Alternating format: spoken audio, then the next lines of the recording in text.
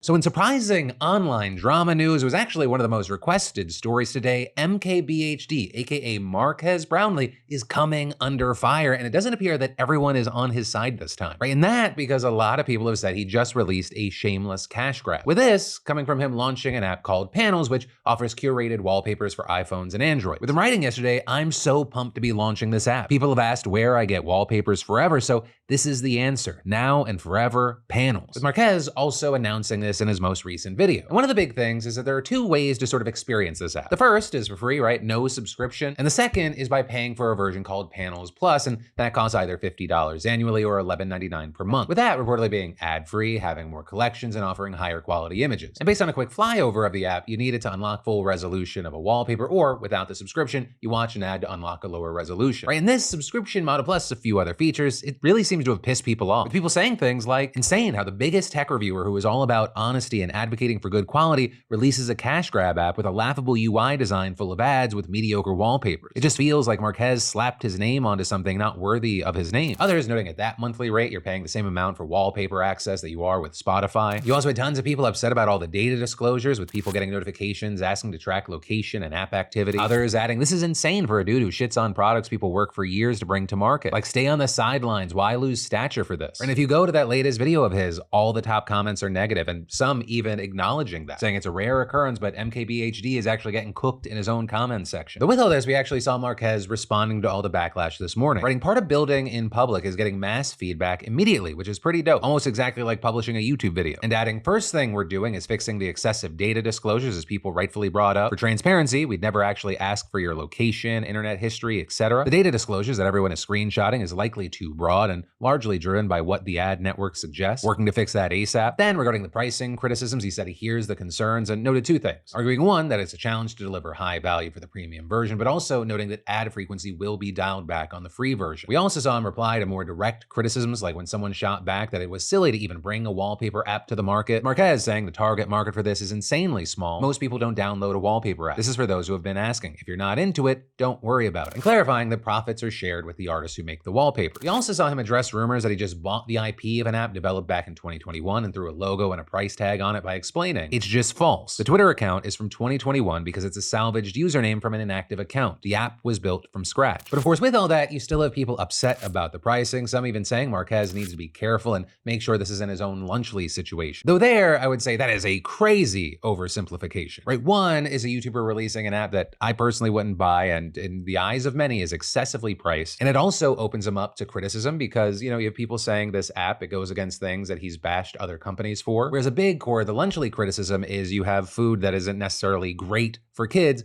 being pushed to kids based off of the three creators that are behind it. And in fact, on the note of nutritional concerns, especially for a product that's geared towards children, Dr. Mike just did a great video on it. Let's look at the recently passed nutrition standards set forth by the USDA for school lunches and see how Lunchly compares. Going line by line here. Less than 10% of calories should come from saturated fat. Lunchly turkey, 23% of calories come from saturated fat. But this is where things get really interesting, and for some reason, no one has pointed this out. You see, USDA caloric guidelines say that a lunch meal for kids K through 8 should contain around 625 calories. Kids need energy to function, and calories give them that energy. Lunchly turkey contains only 230 calories, which would mean a kid would need to eat about 2.7 portions to consume enough calories. And if they did that, they'd get nearly 1,300 milligrams of sodium, which is also significantly over the USDA standards.